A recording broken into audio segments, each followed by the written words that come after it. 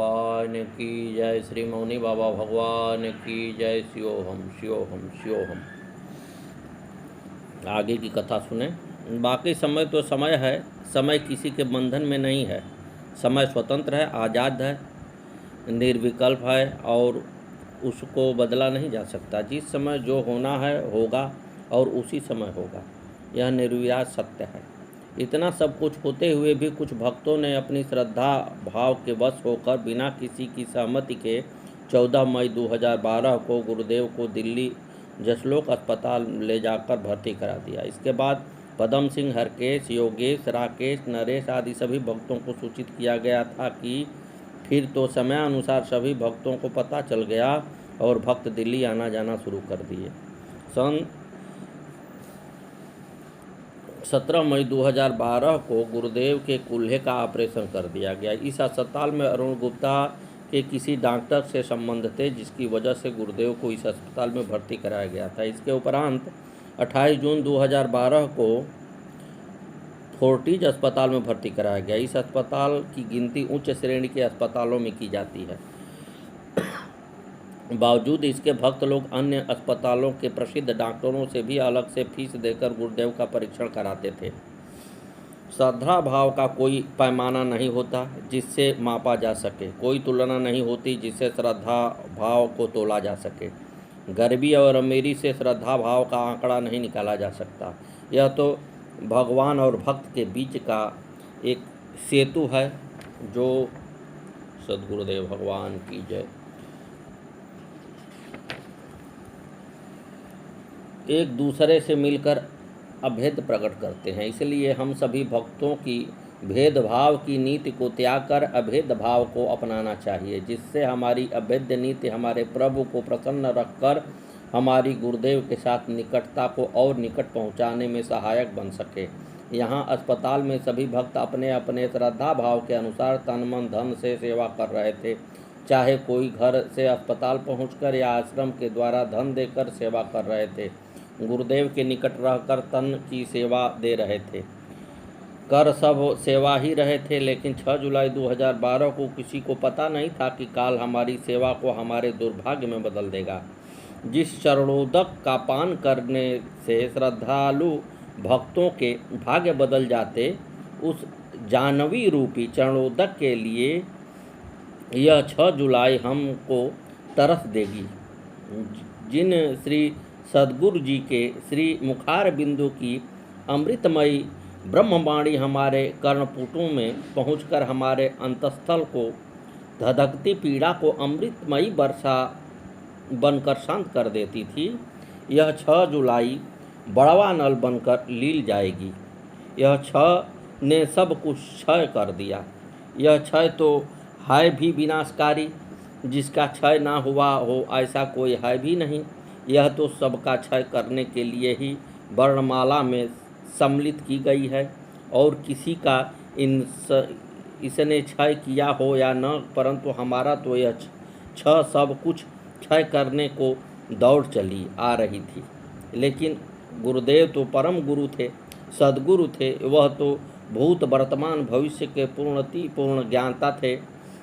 उन्होंने पहले ही अपने सभी भक्तों श्रद्धालुओं, जिनका अपने सद्गुरु के सिवा कोई भगवान नहीं, कोई ईश्वर नहीं, कोई इष्ट नहीं, जिससे उन्हें कोई अपेक्षा हो, उन श्रद्धालु भक्तों के लिए श्री सद्गुरुदेव ने जगह जगह आश्रमों की स्थापना करके प्रत्येक आश्रम में अपने ही चरण खड़ाओं के रूप में चरण धाम की स्थापना कर सुसंपन्न कर दिए। क्यों ना करते? आप तो स्वयं शिव अवतार थे, त्रिपुरारी थे, त्रिकालदर्शी थे, त्रिनेत्रधारी थे, त्रिलोकीनाथ थे। त्र्यंबकेश्वर स्वयं तृतीया को 6 से जोड़कर या मिलाकर इस गुणात्मक संसार चक्र का त्याग कर श्रावण कृष्ण पक्ष तृतीया को निज स्वरूप आत्म तत्व में समावेश कर गए, यानी कि ब्रह्मलीन हो गए। एकदम पूरे अस्पताल में हलचल मच गई। सभी डॉक्टर, नर्स तथा अन्य कर्मचारी में भगदड़ मच गई। सभी उच्च जांच स्तर की मशीन लगा दी गई, लेकिन कोई लाभ नहीं मिल रहा था। सब कुछ व्यर्थ लग रहा था। अभी चंद मिनट पहले जो दुनिया का मालिक सभी को प्यार भरी दृष्टि से निहार कर अपने दुल्हा प्यार की अनुभूति करा रहे थे, अब एकदम अपने श्री विग्रह को शांत कर पार्थिव रूप देकर सदैव के लिए शांत करके ब्रह्मलीन हो गए। सभी प्रकृति के प्रपंचों को दरकिनार करके अपने सत्य स्वरूप में विलीन हो गए। सभी सेवारत भक्त देखते ही रह गए, मूर्ति की भांति अस्पष्ट खड़े रह गए। क्या चाहते थे और प्रभु क्या देकर चले गए। सभी प्रभु के स्वस्थ होने की खुशी के लिए झोली फैलाकर आस लगाए थे, लेकिन गुरुदेव भक्तों के आंसुओं की बरसात खाली झोली में डालकर शांत हो गए। सभी भक्तों के चारों दिशाओं से फोन बजने लगे और आह की आवाज़ से समस्त वायुमंडल कराहने लगा। अधिकतम भक्त दिल्ली अस्पताल के लिए भागने लगे। अस्पताल में अच्छी खासी भीड़ का माहौल बन गया। फिर भक्तों ने अपने विवेकानुसार शीघ्र ही श्री सद्गुरु भगवान के श्री विग्रह को एम्बुलेंस द्वारा सुल्तानपुर आश्रम ले गए। लाखों भक्तों की भीड़ थी। सभी के नेत्रों में अश्रुपात हो रहा था। सभी अपने दर्द को वाणी से न दर्शाकर आंसुओं की धारा बहाकर कम करने की कोशिश कर रहे थे, लेकिन दर्द था कि हर आंसू की बूंद के साथ कम होने के बजाय बढ़ रहा था। कोई किसी को सांत्वना देने वाला नहीं था। सभी एक ही दर्द के दुखिया थे। कोई आंसू बहा कर और कोई आंसू पीकर अपने दर्द को कम करने की कोशिश कर रहा था। सभी भक्तों की एक जैसी हालत थी, एक दूसरे की तरफ देखते और फिर बिलख पड़ते थे। सभी भक्त नीचे गर्दन झुकाकर आज अपने को अनाथ जैसा महसूस कर रहे थे।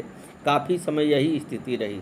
शाम को अखंड कीर्तन शुरू हुआ। तीसरे दिन श्री सद्गुरु को समाधि देने की बात तय हुई।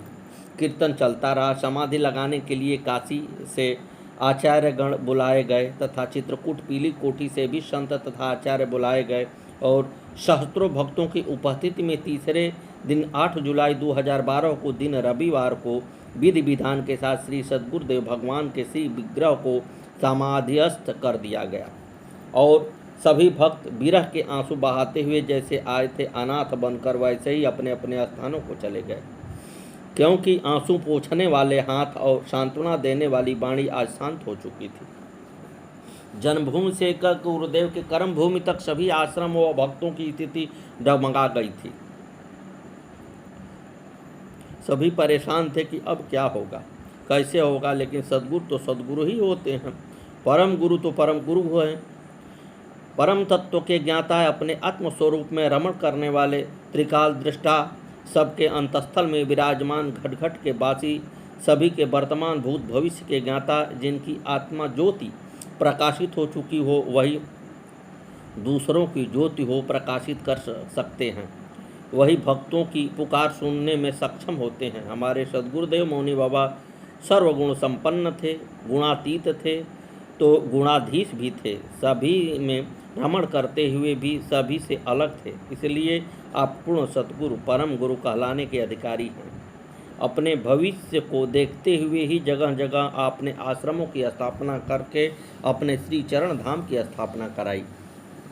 श्री सद्गुरु के श्री चरण ही अपने शिष्य व भक्तों के भवपाश को छेद कर भेदन करने में सक्षम होते हैं। श्री सद्गुरु की चरण धाम मिलने पर ही भाग्योदय के स्रोत खुलते हैं।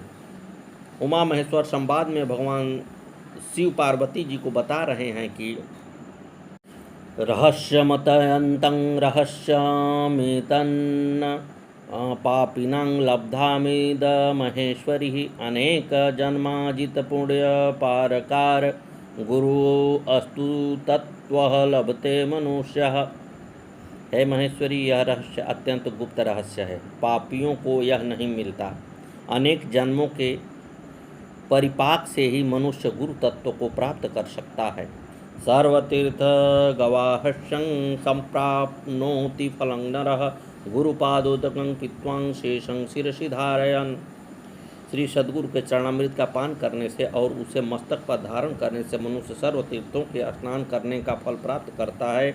इसलिए गुरुदेव ने सर्वप्रथम आश्रमों पर अपनी चरण पादुकाओं की स्थापना करा दी थी, ताकि भक्त नित्य नियमानुसार भक्ति भाव से पूजन करके अपने भव पास काटने का फल प्राप्त कर जीवन सफल बना सके। सभी शास्त्र, पुराण, गीता, उपनिषद में गुरु चरणों का ही पूजन सर्वोपरि बताया है। श्री भरत जी ने भी श्री रामचंद्र जी की चरण पादुका को सिरोधार्य करके 14 वर्ष राज्य किया, लेकिन स्वयं राजगद्दी पर नहीं बैठे। सदगुरुदेव भगवान की जय। श्री मौनी बाबा भगवान नमो नमः। एक बार भगवान राम वनवासोपरांत जब गद्दी पर आसीन हो गए तो राज दरबार में एक बहुत बड़ी सभा का आयोजन किया गया था, जिसमें सभी राजा, महाराजा, ऋषि मुनि एकत्रित हुए थे। दरबार भरा हुआ था। बाद में एक राजा आए। नारद जी ने उस राजा को दरबार में प्रवेश करने से पहले ही रोक लिया और समझाया कि तुम दरबार में लाकर सभी को नतमस्तक होकर प्रणाम करना, परंतु मुनि विश्वामित्र को नमस्कार न करना। राजा ने नारद जी के आदेश को पूर्ण रूपेण पालन किया। दरबार में जाकर सभी को प्रणाम किया, लेकिन विश्वामित्र को प्रणाम नहीं किया और बैठ गया। राजा के इस व्यवहार को विश्वामित्र सहन न कर सके और क्रोध से तिलमिलाकर खड़े हो गए और भगवान राम से कहा कि राम, तेरे दरबार में तेरे होते हुए मेरा अपमान हुआ है, इसलिए मैं तेरी सभा को त्याग कर जा रहा हूँ। भगवान राम मुनि के क्रोध को देखकर घबरा गए और बोले, मुनीश्वर, मैं प्रण करता हूँ कि जिस राजा ने आपका अपमान किया है, कल शाम तक मैं उस राजा को समाप्त कर दूंगा। अब तो राजा घबरा गया और सभा से बाहर हो गया। बाहर नारद मुनि पहले से खड़े थे। राजा ने हाथ जोड़कर कहा कि देव ऋषि, मैंने आपका क्या अपराध किया था जो आपने मेरे प्राण संकट में डाल दिए। नारद जी ने राजा को समझाया और कहा, घबराओ नहीं, कुछ नहीं होगा। अब तुम माता अंजना की कुटी पर जाकर उनकी शरण ग्रहण करो और जब वो तुमसे पूछें कि क्या बात है, तब उनसे ये कहना कि एक राजा ने मुझे कल शाम तक मारने का प्रण कर लिया है। आप भी श्री हनुमान जी के द्वारा मेरे प्राणों की रक्षा कर सकती हैं। राजा ने ऐसा ही किया। माता अंजना ने उस राजा को अपनी कुटी के पीछे छिपा कर बैठा दिया। शाम को महावीर हनुमान जी माता जी को कुटी पर दर्शन हेतु पहुँचे। माता के श्री चरणों में चरण स्पर्श कर बैठ गए। कुशल क्षेम के बाद माता अंजना ने हनुमान से कहा, पुत्र, आज मैं तुमसे कुछ मांगना चाहती हूँ। आगे की कथा कल। सदगुरुदेव भगवान की जय। श्री मौनी बाबा भगवान नमो नमः।